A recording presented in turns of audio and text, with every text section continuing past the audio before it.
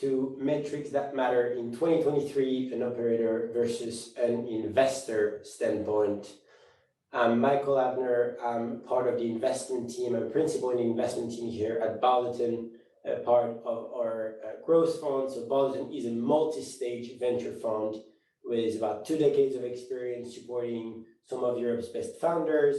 We back people from seed to IPO and across sectors, from fintech to consumer to B2B marketplaces to SaaS, obviously.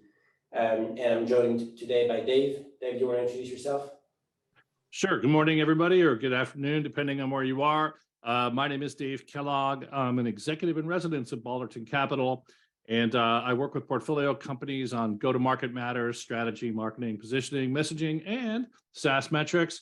I've been a CEO of 2 different SaaS, B2B SaaS startups for over 10 years. I've been a CMO of 3 for over 10 years, and I've sat on the board of directors of 10 different B2B SaaS startups. So very excited to be here with you today and looking forward to talking about the metrics that matter and going back and forth with Michael a little bit on how an operator sees things versus an investor. So let's go to the first slide. And as Michael said, yeah, keep the Q&A coming. He's going to kind of cherry pick it and integrate it, and it'll keep it interactive, because I know a lot of you have seen some of the material before. Some of you haven't, so we're going to walk through it, but keep the Q&A coming. I'm very excited for the interaction. So look, the world has changed, as at this point we've all noticed. 10x is the new 20x, flat is the new up. We're remembering why we called them unicorns, because they were supposed to be rare, which they weren't in 2021. And now P2P, the path to profit, is the new growth. So, the world has changed a lot, and sometimes it's hard for us as operators to kind of recognize that change and internalize that change. So next slide. And we need to, because it's going to change our view to kind of planning and fundraising. Oh, and by the way, speaking of things that changed, bank run took on an old new meaning. Sorry if that's too soon. Every company I worked with SBB, just to give an example of what my weekend was like. I'm sure some of you had tough weekends as well. But look, we've had the SVB thing go down. And then look, some of this isn't news. At the start of 2023, people were already saying this is going to be a tough period, that 2023 itself should be tough. And late, in this case, Tom Lavner saying late 23 and early 24 will be, it'll make the financial crisis look quaint for startups. And this is a great Twitter thread worth reading. And it basically argues there's a lot of companies that have just about that much runway. And if they don't manage that runway carefully, they're going to be in trouble in the later part of this year and the early part of next year. So we know it's a pretty tough environment. Next slide, please. And so what are we supposed to do about that? And there's really 3 things we could do. 1, extend our runway. This is not a runway extension webinar. We've already run one of those. So we will make the slides available on the Balderton blog. They are already available on my blog, Kellblog. So if you want the slides, if you want access to these links, they're in there. But we already did a runway extension webinar last fall. I think it was in November. Basically you need to cut your burn and or get new cash, right? You can get new cash through venture debt. You can do an inside round, and you can do a clean round, or you could do a new round with structure, also known as a dirty term sheet. And that post in particular is worth reading. That's linked to there. So it talks all about runway extension, but that's not what we're going to be talking about today. So step 1, extend your runway.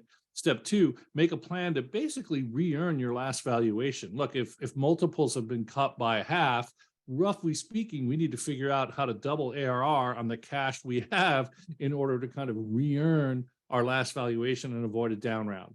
So basically step 1, let's stay alive, to use the Bee Gees album. Step 2, let's get back, to reference the Beatles, to where we once were valued. And then step 3, let's enable the next round, likely in 18 to 24 months.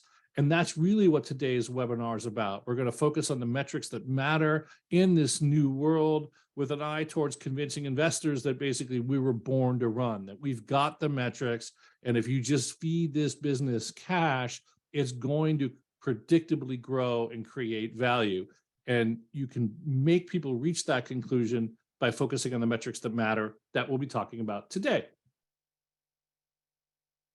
So that said, what are the metrics that matter? And here's a list. I think there's 10 of them.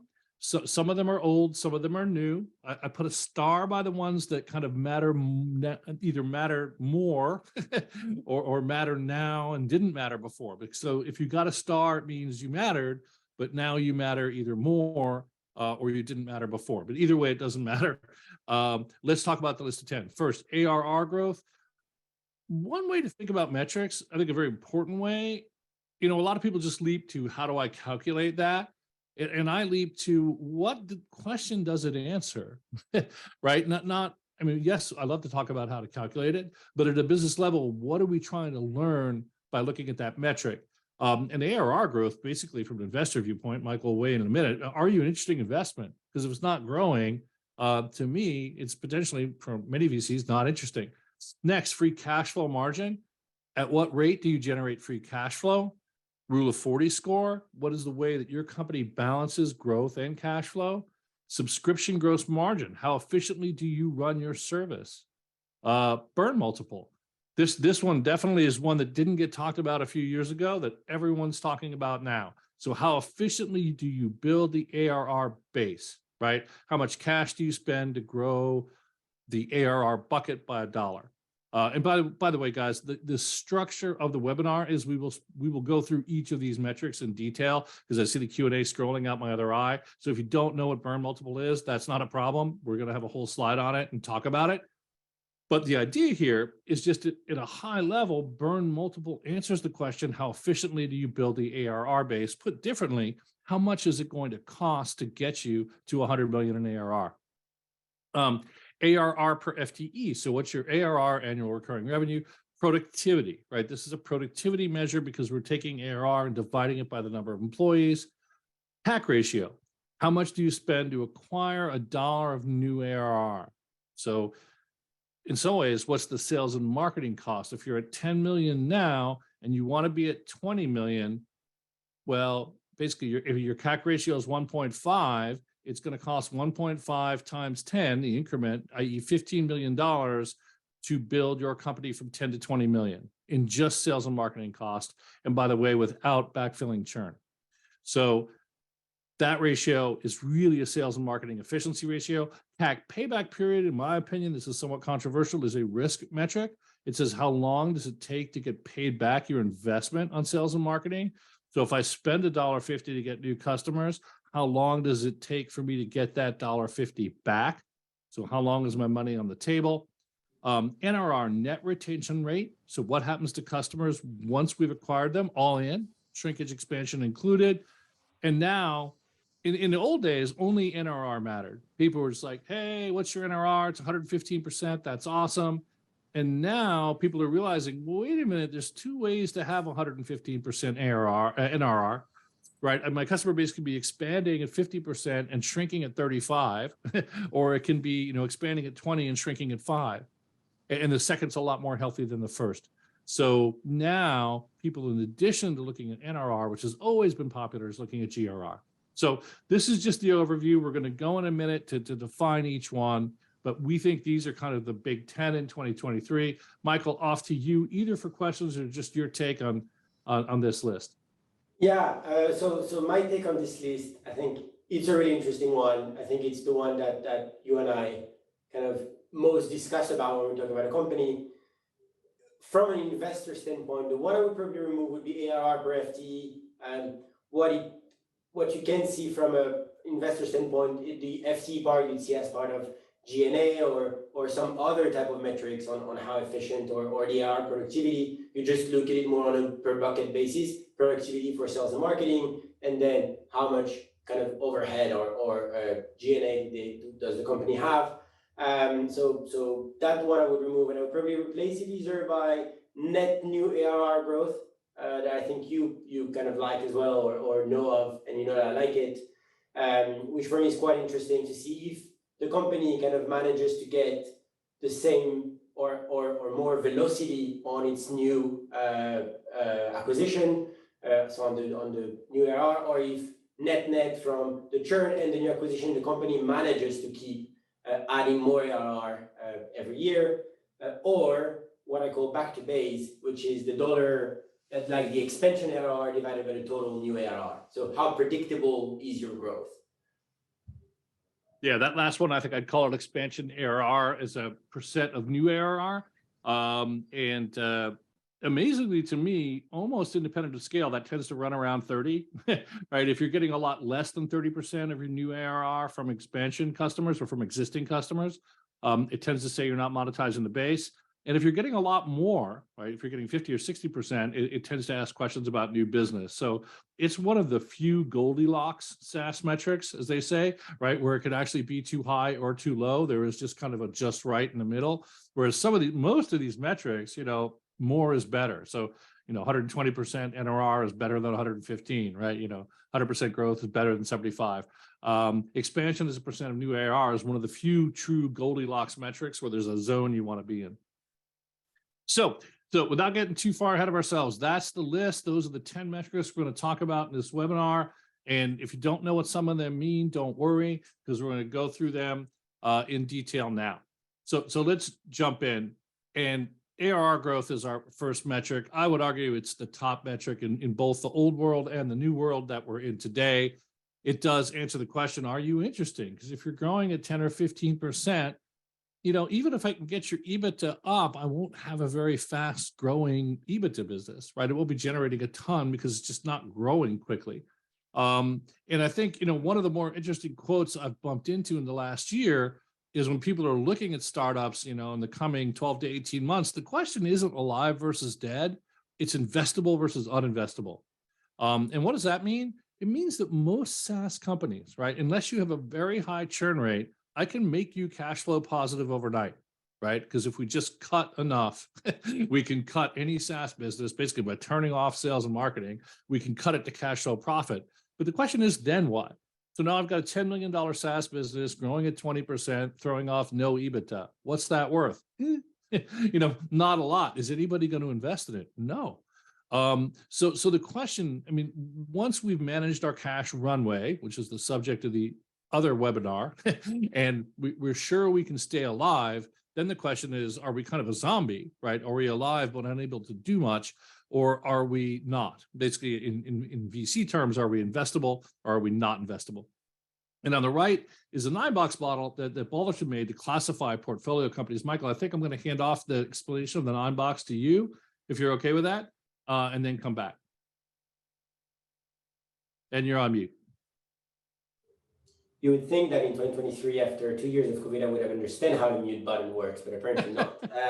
So the 9-box graph is quite easy to understand, right? It's a 3 by 3 matrix where we have growth on one end, runway on the other. Obviously, what you want to do is be on the kind of right-hand corner. Obviously, the faster you grow and with the most runway, that's the ideal position. That's the one that we try to push most of our companies to be in. Obviously, it's not always the case, right? If you're growing very, very fast, but you don't have a lot of runway, you're still probably in a good position. Because if you're still growing fast, between 25 and 50% or above 50%, depending on your size and market, you're probably gonna be able to raise and then move to that right quadrant, right? What you want to avoid is be in what Dave called the zombie zone, which is basically be below that kind of 20%-ish growth, and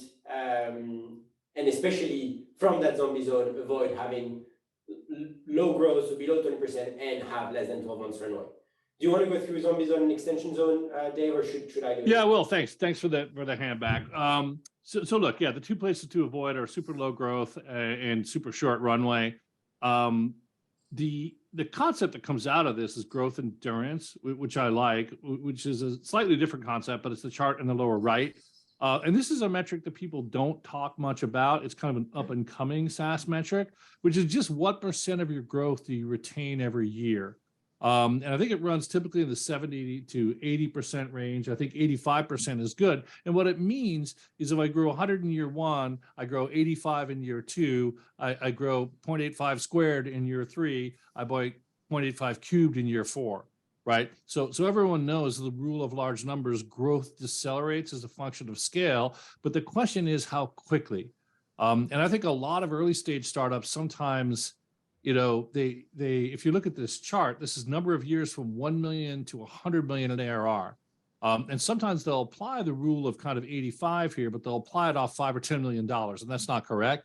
So, but the basic idea is that we want ARR growth. It really matters. We have this notion of a 9 box, which is something most operators won't think about. It's a way that VCs kind of characterize portfolio companies. And then we have this other notion of growth decay curve. If ARR growth matters so much, then we all know it's going to decelerate with scale, but how fast? And the answer is, in general, 85 to 90% is really good. And it's really powerful. As you can see, if you manage to retain a large part of your growth, you'll get to that 100 million ARR from 1 million in 5 years. While if you manage to retain only 80% of your growth every year on average, obviously, that's a 10-point difference, you'll get to the 100 million in 8+ years. So there is a big difference for every point of growth that you manage to retain year on year. I'm going to go to the Q&A for one question. There was a question about kind of new ARR and what counts. In my taxonomy, here's what I say. There's 2 types of new ARR, from new customers and from existing customers. I'll call the first one new logo ARR. I'll call the second one expansion ARR. So when I say new ARR, by default, I mean both types. Ditto for churn ARR. There's 2 types. There's churn ARR from shrinking customers. There's churn ARR from lost customers. I would tend to call the first one shrinkage, and I would just call the second one from lost. So hopefully that helps answer the question. But when we say expansion is a percent of new, that means basically an expansion is expansion divided by expansion plus new logo. And that's that rule of 30 that we talked about. At 500 million in ARR, Michael, do you want to take a swing on what do you think the growth retention rate is up there? Yeah, I've, to be fair, I don't have it top of mind. It's something that I've looked at previously, so I wouldn't be able to get a number right here. I'm going to guess it's very close to 100 is my guess. By the time you're really at scale, we can go look at it. Actually, we may not have time now, but if Michael goes on a rant, I'll do some homework. but my guess intuitively is it actually gets flatter when you get to scale. Yeah. And then sometimes you can accelerate, right? Sometimes you retain 110% of last year's growth. Yeah, especially at those sizes, right? So you're not going to be able to except if you're an exceptional company and you're growing still 100% per year at 500 million. In that case, please type your email in the Q&A as well. If you're at 500 million ARR, you're probably growing on the slower end of that graph here, and then in that case, managing to retain. As you can see, all those curves on the left-hand side kind of flatten at the end. So you probably manage to retain 95% plus of your growth or 90% plus of your growth every year in that specific case. And at 1 million even more. The good thing is that every kind of, as they mentioned, sometimes here and there, you'll be able to grow faster from 1 year to another. Yeah, one more question. So it's triple, double, the so-called T2D3 rule, still a pattern for investors to think about it. So CJ, thanks for raising that point, because this growth retention to me is it's an improvement on the T2D3 rule. I did a blog post on T2D3. I personally think kind of T2D3 compliance will be less important going forward, and people are going to look more at growth endurance. I don't know if Michael has a quick take on that one. Yeah, we actually wrote something together, Dave, on this, which was the 5, 6, 7, and 9 rule, as you remember. So Dave and I explored that a while back, and the T2D3 is great, but it mostly applied or has applied to kind of US-based companies and US-based startups. When you look at the European pattern, they tend to follow something more on the 5, 6, 7, and 9, which is what size should you be at what age or in which year since the start of the company. And so it was 20 at 5, 50 at 6, and so on and so forth. And then we can go back to the rule at some point, but it was 10 you should be 10 million at 5 years, 20 million at 6, 50 million at 7, 100 million at 75 million at 8, and 100 million at 9. So that's basically what was the rule for European companies. Awesome. Hey, if there's a way you could drop a link to that thing we wrote, Michael, in the chat, that'd be fantastic. If you give me the next slide, I'll move forward. Look, there's a tough question I'm going to try and do justice to in the chat, which is you mentioned what's interesting to do a VC versus a PE. Look, that's a very long topic. We could do a webinar on that. Speaking in extreme generalizations, VCs are trying to kind of 10x, or early stage VCs are trying to kind of 10x or more their money over a pretty long time period, like 10 years. I'd say PEs are trying to 3x their money over 4 to 6 years. And everything else comes from that. I don't know, Michael, if you have a short answer to PE versus VC. I do a lot of work on both sides. The American baseball terms, so apologies for non-Americans, VCs go for home runs, PEs go for singles and doubles. And it means the PE can't afford to fail. They have to get on base, whereas VCs can actually accept a certain amount of failure because the home runs offset a lot of the strikeouts. But, Michael, thoughts? Yeah, and the short answer is exactly as you said. It's just that PE will look for more moderate metrics that you've been able to sustain for a while. So your GRR, you don't need to be always in the top decile category, but you can be on average plus or top tier, but have been managed to sustain it for a while, so going in the 90% plus region. Same for NRR, you don't need to be in the 125% plus, but you can be in the 105, 110% plus as long as you're generating value from it. So all the metrics will change. Usually you'll have a more kind of call it top 50, top 40% or top tier profile rather than top decile, which is what VCs will be looking for. Awesome. So let's talk about free cash flow margin. Look, we've talked now, about top line and top line growth. What's the right bottom line measure? What's the right measure for kind of profitability of one of these companies? There are a lot of candidate measures out there, right? Net income, operating income, EBITDA, earnings before interest, taxes, and depreciation and amortization, also known as earnings before I tricked the dumb accountant. Adjusted, that's a joke, adjusted EBITDA, the famous community adjusted EBITDA from WeWork, right? There's a lot of different potential ways to measure the bottom line of a SaaS company. I think, and this is Dave K's opinion, we'll see if Michael agrees, free cash flow, FCF, seems to be winning out. And I conclude that because it's the most common balancing metric used in Rule of 40 calculations. We'll get to Rule of 40 in a minute, but Rule of 40 is a metric that balances growth and profit. For growth, they either use revenue growth, subscription revenue growth, ARR growth, talk about that later. But for profit, more and more people use free cash flow margin. So that's why I think it's becoming kind of the de facto bottom line metric. And it does matter because free cash flow is different from EBITDA, which is different from operating income. For example, free cash flow, well, I won't give you the definition, and you can press the links, but free cash flow adds back stock-based compensation, i.e. you don't get penalized for having high SBC in your free cash flow calculation. It also adds back depreciation and amortization, i.e. the DA in EBITDA. So you might argue that adjusted EBITDA is a tougher metric than free cash flow because adjusted EBITDA would not add back stock-based compensation. So I'll leave this more to the accounting and finance types, or if Michael has a view, but just for us operators, it seems like the winner on the bottom line is free cash flow. That's how most people calculate Rule of 40, and free cash flow margin is simply free cash flow divided by revenue. Michael? Yeah, so I also like free cash flow for what it's worth. The only other things that look at, if ever I'm looking at an EBITDA, I won't use the EBITDA as such. I won't use adjusted EBITDA, certainly not. I'd use what I call cash EBITDA, which is the EBITDA plus the cash that you've collected up front. Obviously, if you're in a business where your customers pay you a year in advance or a few years in advance, you collect the cash up front. So you have a free cash flow profile that will be a bit different than your EBITDA profile. And all that gets recorded and again, I'm not an accountant, but in the deferred revenue. So I would basically add that to the EBITDA and look at a more cash version of the EBITDA, if ever I'm looking at EBITDA. But as you said, Dave, I also prefer free cash flow for adjustment of SBC and just as it reflects better the cash profile of the company. Cool. Any thoughts on the correlation analysis you did on the right? Yes, so very simple. It's a lot of people believe that the multiple that they're going to trade at or get acquired at or get investment at, value that is often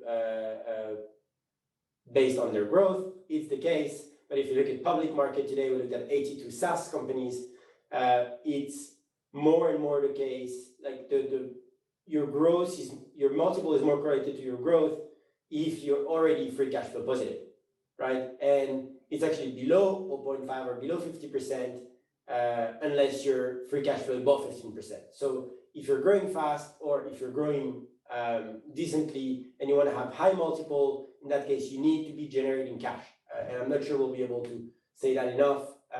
Growth is great, and not everybody will be able to generate cash in the early years of a company, but as you're growing, you'll need to generate cash if you want to have high multiple in public markets. So we're back into what Dave was explaining a bit earlier, which is rule of 40.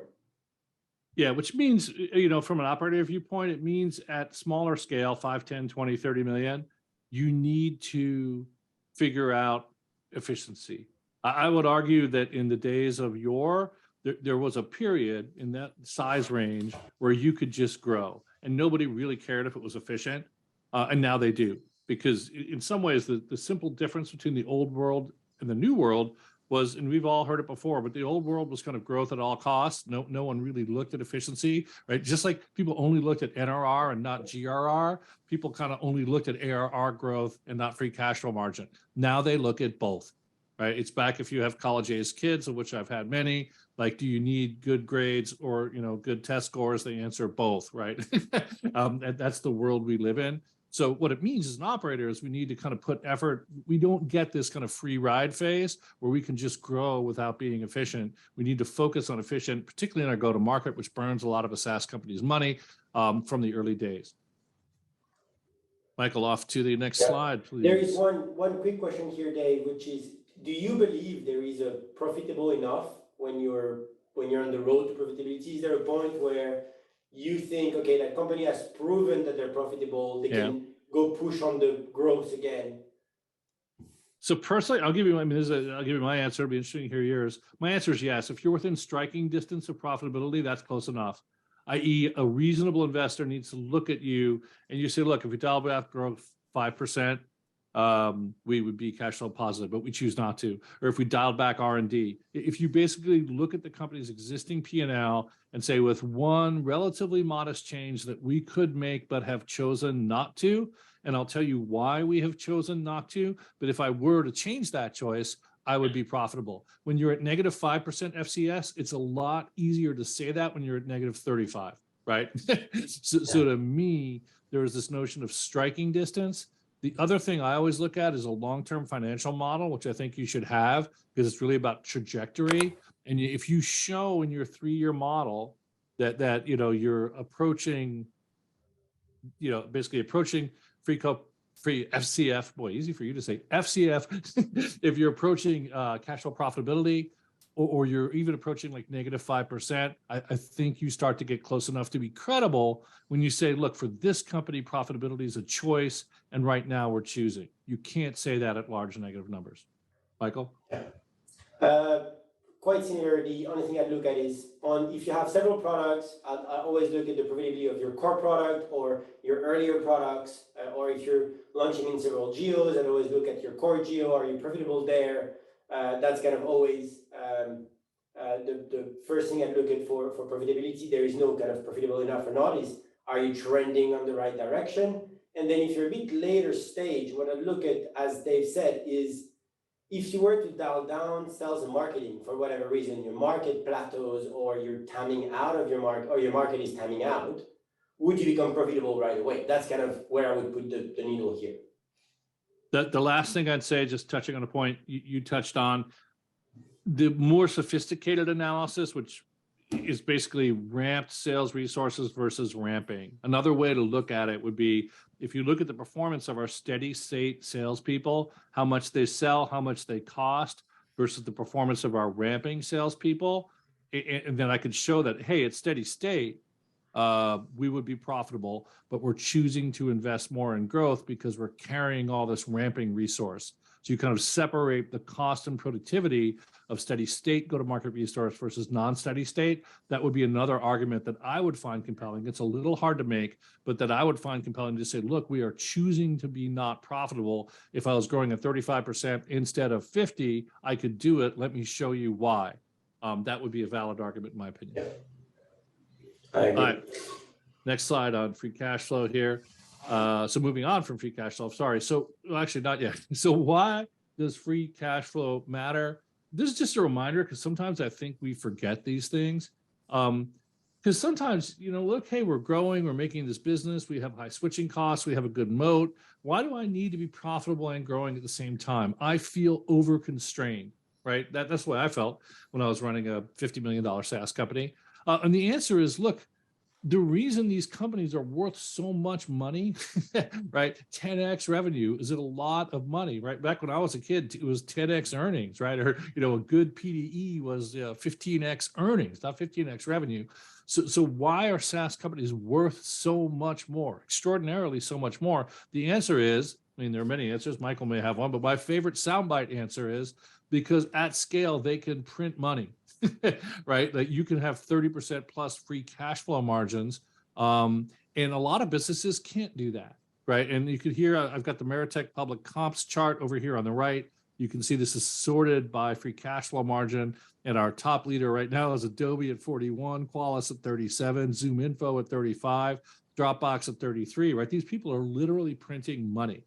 And almost all SaaS companies invariably follow some progression which Michael could talk about if he wants on the right. But net free cash flow matters because the end game here is one day to own a big business that's printing off 30% free cash flow margin. Yeah. And that's also one of the secret sauce of how you maintain a good trading on public market, right?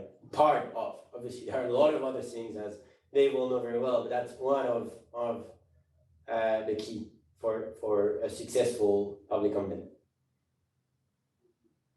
Cool. Look at ZoomInfo's rule of 40 there, 71%. Yeah. Goosebumps, 78. Is a snowflake? Wow. Okay, let's not get too excited. Off free cash flow now, on to our next metric. Hopefully we've made a case for why it matters and why we should track it. So rule of 40. So this is a metric that balances growth and profit. There's several different variations on how to calculate it. They all involve something growth plus something profit. I would say that for private companies, it tends to be ARR growth plus free cash flow margin. For public companies, it tends to be revenue growth because most public companies don't release ARR. Some release subscription revenue versus all revenue, some don't. So it's simpler just to say revenue growth plus free cash flow margin. And the idea here, is that could the rule of 40 better predict valuation multiple than growth alone? And the fact of the matter is these numbers are not totally fresh, but I did go on to Meritech public comps this morning. And the rule of 40 is not a particularly good predictor of revenue multiple right now. I think it's in the order, the correlation is on the order of 0.2, right?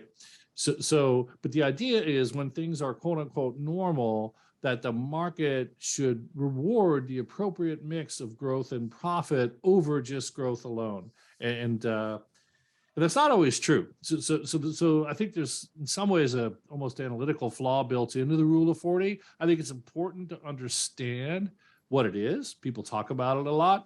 I think it's a noble way to try and balance growth and profit, right? So the faster you're growing, the more you get to lose. That makes intuitive sense. But this notion that it's a great predictor of valuation, not so much. Unfortunately, they don't let you on Meritech do a correlation to free cash flow margin. Michael did one a couple of slides ago. You can see that those are pretty high correlations, by the way, that he was showing. The ones I found this morning, I mean, for example, magic number, the correlation is 0.01. Like subscription grow margin, it's effectively uncorrelated. Rule of 40 this morning was, I think, around 20%. I think growth was more like 35 or 40. So I think it's important to understand what Rule 40 is. I think it's important to go look at the latest data to see how well it's acting as a predictor. And the answer is today, it's okay, but not great. Thoughts? Yeah. Yeah, so I think first of all on the graph of Meritech, the problem is you can't also remove some of the outliers that obviously kind of bring down the R squared and the correlation here. If you remove the snowflake and so on of the world, you probably have a little bit higher one. And then we did run the analysis a while back, as you'll recall, Dave, where we kind of try to weight Rule of 40, where instead of having basically growth and free cash flow at the equal weight, you would put a weight on both of those, and so have basically 60% of growth and 40% of margins, and you'd have a higher correlation than with the typical Rule of 40, and even a better correlation than just growth alone, which means that growth is still a better predictor than margins or than Rule of 40, but weighted Rule of 40 slightly tilted towards growth is the best predictor today. Yeah, the growth weighted Rule of 40. It was a 2x weighting, by the way. So you weight growth twice as much as you rate profit. I forgot about that. Thanks for bringing that up. We have done some work. We have done some great work together that I often forget we did. So I'm going to hit two of the questions here in the Q&A. Where did the Rule of 40 originate from? I think it came from financial types. I don't know, financial analysts, maybe VCs. I don't actually know. I do know the intent was to take a pretty complicated concept, which is, wait a minute, if we just value companies by growth, we're kind of forgetting, like some guys burn a ton of money to grow and don't have real businesses. Some people don't. Right. So wouldn't it be better if we could get one metric? And this is back to VCs and finance people loving compound metrics, right? If we just get one thing, right, rather than just look at both and say how fast are they growing and how much are they burning, right?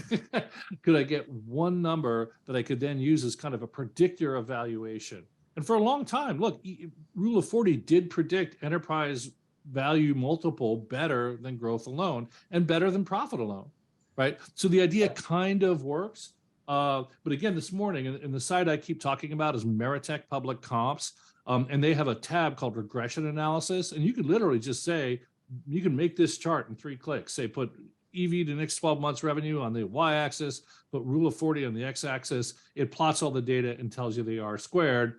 And right now, growth is predicting enterprise value better than R40.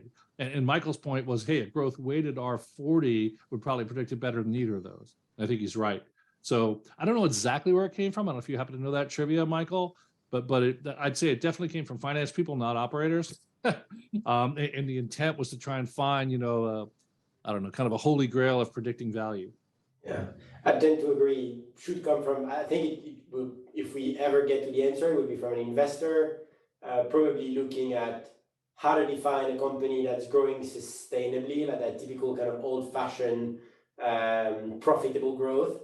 And for that profitable growth, they were just trying to find a metric that would work, and they came up with a Rule of 40, which is still very interesting to look at today. But I think the main point is, look, people look at this. I mean, sometimes our job here is to, sell you on a metric and why it matters. Like I tried to sell you on why free cash flow matters because I don't think we care about it enough. This one matters because a lot of investors really look at it. So, you need to figure out how you want to calculate it, and you need to track it because I can guarantee you investors will be looking at it. And whether sometimes, maybe we'll talk about this on CAC payback period, where I think there's a lot of misinterpretation of that metric, but in the end, it doesn't matter. If they're looking at it and they have rules of thumb, you and I over a beer can debate all day long how it's not actually measuring cash flow because payments happen once every 12 months. We could debate over beer whether it's a risk metric or return metric. The fact of the matter is we know that investors look at it, and we know how they look at it. And if you want their money, you need to understand that too. And the other conversation is really fun over a beer chat more than raising money chat. So next slide, if you could, Michael. So our next metric here is going to be subscription gross margin, which is the subscription gross profit divided by subscription revenue. And it measures the efficiency of running the SaaS service. It typically runs in the 70 to 80% range. Here is some benchmark data from RevOps Squared. So I'm relying on a couple of different sources in this presentation. One is the Balderton data that Michael in general will present. The other is the Meritech comps data, like the prior chart. This is RevOps Squared data. And RevOps Squared, in my opinion, hits a broader selection of SaaS companies, i.e., bootstrapped companies plus PE companies plus VC companies. So it's good in a sense that it's a broad selection.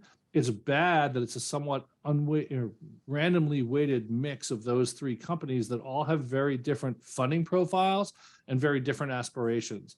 In general, RevOps squared sets a lower bar than, for example, the Balderton data. And again, for the Americans, I would tend to say the Balderton data is kind of analyzing the SAT scores of Ivy League applicants, right? Because that's who Balderton gets to talk to. RevOps squared is actually kind of getting the metrics on the entire population that took the test. And it's very important in benchmark interpretation to understand what you're looking at.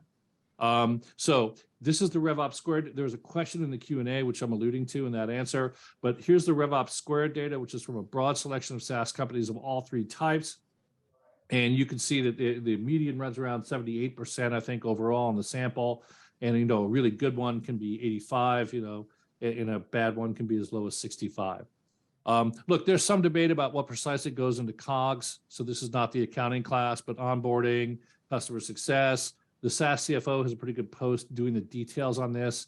I don't want to drill into it too much now, but I will say, in the event you're bored with subscription gross margin, don't be, because it drives CAC payback period, which in my opinion is probably a top 3 metric among investors. So even if you don't care about subscription gross margin in and of itself, I can tell you that it has a big impact on CAC payback period. Michael? I think you said it. If it's below 70%, I'll tend to double click on it. It's not so much of a gating item, but I will try to understand why it's below 70% for a software or subscription business. If it's in the 80% plus range, I won't ask questions. I'll just check that all the buckets are correctly inside it. All the COGS and customer success is accounted in there. But I would probably not deep dive as much as if it's below 70%.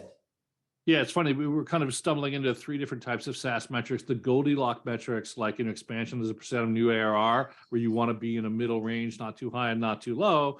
Then there's the higher is better metrics like ARR growth or NRR. And this is actually more of a gating metric, right? Like if you're below 70, people are going to start asking a lot of questions, even below 75.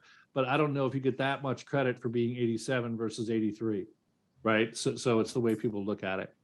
So let's give us a click here because I want to keep an eye on the time. Burn multiple. This is a fun metric because it's not one that many people talked about before in the before times, but now everyone's talking about it. So this is probably the kind of most improved, but most increased in popularity SaaS metric I know in the last 2 years.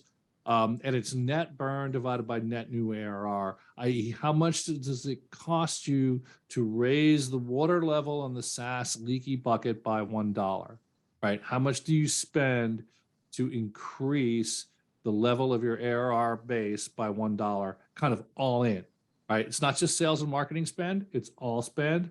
And it's not just new ARR, which I encourage for the CAC ratio, it's net new, right? Net of churn. So it's an overall efficiency metric. It's kind of, I think of it as an all-in CAC ratio done on a net new ARR basis. So if you're a SaaS metrics geek, you'll understand that. It's an overall efficiency metric. It's a predictor of cash required to hit a certain ARR level, right? If you want to grow from 10 to 20 and your burn multiple is 2, I know that's going to cost you $20 million to do that unless you improve your burn multiple along the way. There's a related metric to this called cash conversion score made by Bessemer, which is kind of an all-in inception to date burn multiple. And they have a blog post about that linked here. I think today people care more about the incremental one, i.e. how much did you burn last quarter to increase ARR by how much? So that's why we're talking about burn multiple. Any quick thoughts on this one? No, none. It's a metric that investors love, as you could probably guess. Because it's basically for 1 year that we're giving you, how much ARR can you bring in some way? Yeah, basically, I'm going to give you this many dollars. What am I going to get for it? ARR per FTE. I consider it full-time equivalent. Some people say full-time employee, which is different. It's an overall productivity measure, i.e. how much ARR do you have in the base divided by how many people you have in the company. It's done on an implied basis for public companies. I won't do a massive aside here, but this is Meritech public comps data. These are all public companies, and you'll see the word implied a lot. And implied, in this case, when it comes to ARR, is basically last quarter's subscription revenue times 4. So it's a bit of a hack to get a proxy for ARR because public companies generally don't release ARR figures. The public median is 305K, as you can see here in the Meritech set. So it's a somewhat elite set. And the private, I found it to be around 160K at 30 million. It's heavily a function of size, which I have covered in the appendix. So Michael, if you have quick thoughts on this one, otherwise I want to get to the CAC stuff, which is juicier. As I said at the beginning, it's one that investors look a bit less or spend a bit less time on. It's great. If you have it higher, it's one of those. The more the better. But yeah, we don't spend too much time on it, or I don't spend too much time on it. Got it. But it is nevertheless increasing in popularity. I'd say 2-3 years ago, you never heard of it at all. And now, go ahead, you can go to the next slide. And now it's definitely coming up. But as you can tell from Michael's reaction, it's kind of a metric from his perspective. I still like to look at it. By the way, the number one reason I used it it was kind of for competitive analysis, which is I take somebody's headcount and try and guess their ARR. So it's useful for that as well. If you go find, for the right size range, the average ARR per FTE, most people have FTEs publicly listed so that you can kind of impute your competitor's ARR. So CAC ratio, this is sales and marketing expense prior quarter divided by new ARR this quarter. In English, how much do we spend to acquire $1 of new ARR, i.e. not net new ARR, which is something Michael and I might debate, I can't remember, but I'm trying to measure sales and marketing efficiency, so I don't care about churn. I just want to know, if I want to ask about churn, I can look at the churn rate. I want to know how much does it cost if I give sales and marketing money, how much ARR do I get for it? Now, there's a lot of variables in how people calculate this. Net new is talked about versus new. There's a phase shift of 1 quarter in my formula. Some people try to phase shift it to match their sales cycle. I don't recommend that because it makes you non-standard. David Spitz, the guy who originally did the Pat Crest SaaS study for those with long memories, he's now an independent consultant and kind of blogger. He did a breakdown of all those variables. Magic number is basically the inverse of the CAC ratio.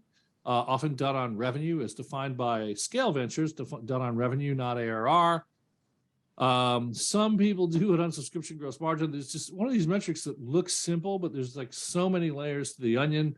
So I tend to do it the way I defined it at the top. Just keep it simple. How much did I spend on sales and marketing? How much new ARR of both types, right, from new logo and from expansion, did I get?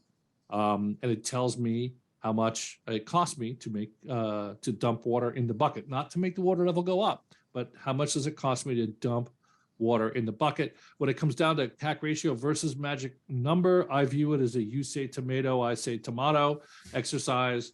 That one is effectively an extraction rate. Magic number is what I would call an extraction rate. If I spend $1 in sales and marketing, how much ARR do I extract from it? The other is just a multiple, which is how much do I have to spend to get $1. So any thoughts on CAC here, Michael? I'm keeping an eye on the time. We got 9 minutes. No, so we agree on the new ARR. I don't do it on net new. I know the original definition, I think, of CAC ratio and magic number, do it on net new. I don't think it's the right way to do it because then you don't measure purely kind of the efficiency of your sales and marketing, but you include customer success as well. Would work very well for Snowflake because, as you know, salespeople are also doing customer success and so on. As for magic number, I tend to do it on a gross margin level because we love compound metrics as investors. You said it, not me. But yeah, we agree on that. And I like the magic number version, i.e. how much does it, for €1 invested, how much do I get back, rather than how much do I spend to acquire €1 of ARR. Yeah. Tomato. It really is down to that simple. It's just, that's all. So basically be ready to get asked about magic number because a lot of investors like it. Does it have the same relevance on the fiscal year basis? Yes. Most people don't do the phase shift on the fiscal year, right? They don't take the quarters and offset them. But yes, it definitely makes sense on the fiscal year. No, per se, contract duration does not come into it because you're looking at ARR. So it could, you could do some sort of cash CAC if you're collecting 2 years cash up front. It'd be pretty non-standard, but you could certainly do it. Next slide, though, just in the interest of time here, because we tend to go on and on. I tend to go on and on. CAC payback period. How many months of subscription gross margin, actually subscription gross profit, to be fair, to pay back the cost of customer acquisition, right? So if I spend a certain amount of money to acquire a customer, how long does it take to get that money back? My shortcut calculation is CAC ratio divided by subscription gross margin times 12. The output of this metric is months. It's important to understand that, right? What unit is this metric measured in? Months, i.e. it's time, which is a clue to what I view the fact that it's a risk metric, not a return metric. To do the pathological case that proves my argument, let's just say you have a 12-month CAC payback period and 100% churn rate. Is that a company I want to invest in? Absolutely not. Is 12 months a good CAC payback period? Absolutely yes.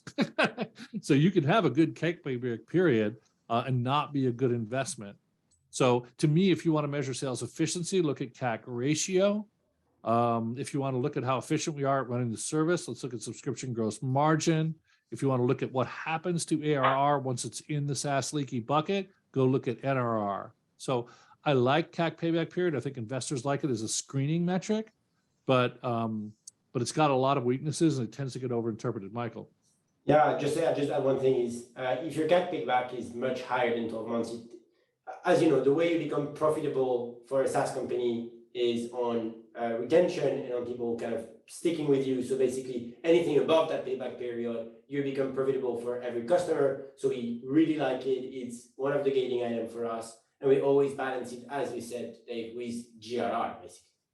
And then yeah, it's very hard to raise money. At what level do you start to get kind of officially nervous? If I say 24 months, I mean, when don't you take the meeting? Do you have rules of thumb on this one? No, I don't take the meetings, but above, call it 24 months, I start being worried. Between 18 and 24, I'll start asking questions to understand if it's a trend across the base, if it's a specific customer segment. And definitely above, going 24, 36 months, you might be growing very, very fast, but I will not believe that you'll become profitable anytime soon, except if your customers stay 10 years and it will take a lot of time. So a great demo of how VCs interpret metrics, fantastic. That's how we looked at that one. I won't explain it because I thought it was pretty clear. Net revenue retention, down to our two last metrics to cover in 5 minutes. NRR is what happens all into a cohort of customers in a year. I.e. if we take the year ago value of a cohort and we take their value today and invert that, basically the value of the year ago cohort today divided by the value of the year ago cohort a year ago, that to me is the definition of the metric. There are shortcuts to calculate it. My blog post on lazy NRR was the result of I don't know, an hour chat with Michael about can you use a bridge or do you need to use snapshots? Take a look at that post if you're a geek. I think the metric is defined in terms of cohorts. And I like it because it allows me to float over all the crap that happens in the middle because I just need two numbers. You know, tell me the total ARR from the year ago cohort, tell me the value of that cohort today, divide the second by the first, and boom, I get NRR. The only thing or the primary thing that goes wrong on this metric is survivor bias, where they do it kind of backwards, where they start with today and say, hey, how much is this cohort worth today? How much were they worth a year ago? Divide the first by the second. And oops, what have I done? I'm basically saying, excluding the people who stopped doing business with me, what's my expansion rate? And that's a very big thing to exclude. And that's called survivor bias. So, you know, a good one, well, I'll let Michael walk through the data and give thoughts on this one. Remember, we got one more metric to do.